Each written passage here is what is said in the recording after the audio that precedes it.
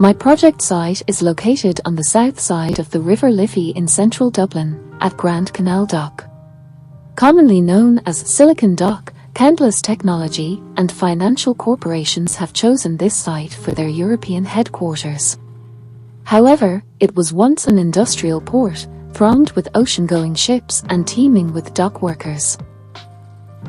Following containerization of Dublin port in the 1970s, the city's docklands fell into decline, with the area suffering widespread dereliction and deprivation.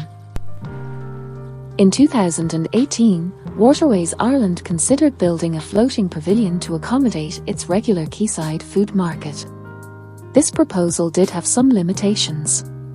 Firstly, market halls have a long history of failure. Secondly, a one-off building cannot easily facilitate a market trader growing her business. Nor could such a building easily adapt to a changing economy. There was no integration of horticulture into the proposal. And, finally, the feasibility study had nothing to say about the fact that the water in the dock is polluted. The area surrounding Grand Canal Dock has a diverse population of residents, workers and visitors, all of whom would have some stake in the proposed market. The disparity in income groups is of particular concern. Areas inhabited by more deprived groups, highlighted here in orange, sit right next to wealthy districts, shown in blue. Incoming tech workers rub shoulders with the families of former dock workers but effectively inhabit separate worlds. The French philosopher, Michel de Certeau, distinguished between urban strategies and urban tactics. He highlighted how people living on the margins deploy tactics to resist dominant urban culture in an effort to evade the strategies of the powerful in everyday life. Swimming is not allowed in Grand Canal Dock. Yet, swimming continues to be a much celebrated summer pastime for working-class kids, as it has been for many generations. Sometimes tactics can become strategy, as when the powerful are forced to accept formerly marginal activities, like street trading, and incorporate them into their existing city plans. Grand Canal Dock is being transformed into a place for a people David Goodhart refers to as anywheres, a generic, neoliberal urban environment for an internationally mobile, cosmopolitan, socially liberal, and educated class. Arguably, this has been to the detriment of the city's, somewheres, the working-class communities rooted in Dublin's docklands. Irish Waterways' proposal for the new floating market was very much in keeping with this narrow, neoliberal vision. The consultants cited Time Out Market in Lisbon and New York City's Chelsea Market as examples of what they aspired to achieve: a premier destination for high-end food retail, a place exclusively for middle-class consumption. Instead, I propose a market that is very much a common ground, a place that brings different people together through trade, through food and through festivity. Food will be produced on site for sale and consumption in the market. Vegetables and fruit will be grown outdoors on the dock quayside, in raised beds and in urban hedgerows. In addition, there are a series of floating allotments where local residents and school children can grow food. Native fish, trout, salmon and carp will feed on floating vegetation and horticultural waste in the dock itself. The dock water will be cycled through filtration towers producing fertilizer for growing plants. More exotic vegetables and fish, Asian and African varieties, will be produced indoors, through aquaponics in greenhouses floating on the water body. In my project, food production facilities are designed to bridge dietary differences. The Docklands' 40,000 tech workers are ethnically diverse and highly globalized, as are their eating habits. Dublin's working-class street traders generally sell standard European foods to a largely indigenous population.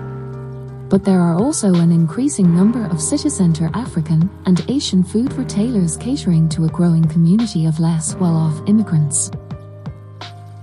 In fact, in Dublin's Moor street food market, one can find situations where traditional Irish food stalls occupy the same stretch of street as African and Asian food retailers, and there are even instances where different traders share a single shop unit to reduce their costs. My project is designed to facilitate this kind of space sharing as the scheme develops incrementally over time. As her business expands, an individual trader can move from a simple stall to a converted shipping container or food truck, or to part of a shop, or to an entire retail unit. Greenhouses begin life as simple monofunctional growing spaces, but over time the horticulture is displaced to an upper story as the ground floor is developed for trading use. Trading spaces can be fitted out internally and clad externally with a range of possible materials based wholly on users' preferences, and they can be separated thermally from the greenhouse above with insulation. The variety in users' material choices provides an aspect of character to the final building. Unlike the high-end food retail markets we saw earlier, which tend to focus on lunchtime food, or food for now, only 20% of the market comprises a lunchtime offering. This part of the market is located on the quayside so as not to detract from the core trade. The primary focus of the floating market is food for later, or the everyday shopping people do for their basic food needs, vegetables and fish. This is 70% of the market 6 days a week and is located on an open platform with over 50 market stalls. This platform can be repurposed on the remaining day for performances, music or theatre for example. The remaining 10% of trade is in non-food items. Looking at the overall scheme, it is not only individual buildings that change over time. The project in its entirety develops incrementally around a continuously expanding pedestrian and cycle infrastructure, the first part of which connects to the Grand Canal train station across the dock. The design developed out of a dialogue with metabolist architecture, such as Kenzo Tange's plan for Tokyo Bay, as well as map buildings, like the Free University of Berlin and Le Corbusier's Venice Hospital proposal.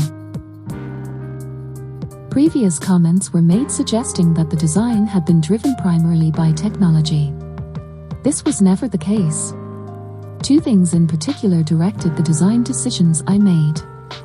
Firstly, I wanted to ensure that users had maximum autonomy in shaping the building itself. Secondly, I wanted to bring something of the messiness and chaos of urban life back into the market, just as it was a part of the Roman Forum and of the medieval marketplace in the past, and just as it is still a defining part of the North African souk today.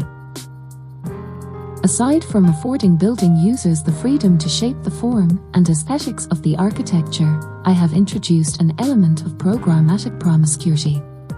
I drew upon the writings of Mikhail Bakhtin, in particular, his idea of the carnival sense of the world.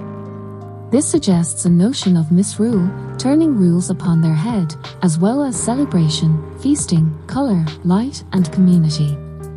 To this end, I have placed those working-class kids who break the rules by swimming at the very heart of the project, celebrating the spectacle they evidently seek. And that concludes my presentation. Thank you for your time.